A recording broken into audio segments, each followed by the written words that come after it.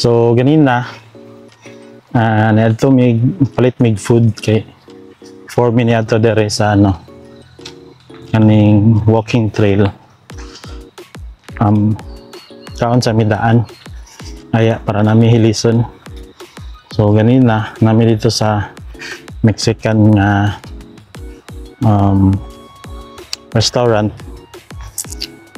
Mag-order mi, hatag mag-order na mo. Then sa pikas table nagatag pud sila order nila. Pero while story mi na observe na mo na mas una man nahatag ang order sa pikas table kaysa mo nga una man mi naghatag og kuan. Una mi naghatag og order.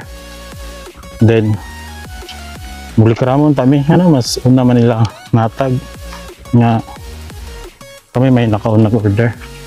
Pero sad man mo English na lang sigda na mo. So mo to nauna gatag ang order sa pikas table, then eventually after a few minutes natag po rin na mo ang food. And it made me realize na dili siya about kinsa tong una nag-order, but it's about what you order or unsa mong gipangayo. So next time guys, when we see our families, our friends sa social media or makita nato sila na answered na ilang prayers, vacation sila, okay lang family, doing good, ilang business is doing good, or please know that God might have something special being prepared para sa imo.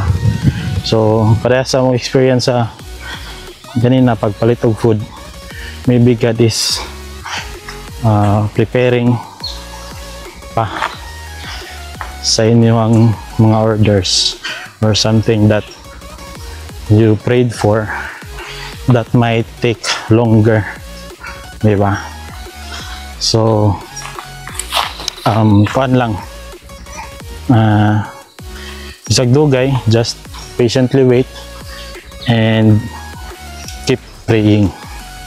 And of course, kung dili pa gyapon mo abot ang inyo ang gi-order na food, i-follow up lang inyo, keep praying, and eventually all your prayers will be answered.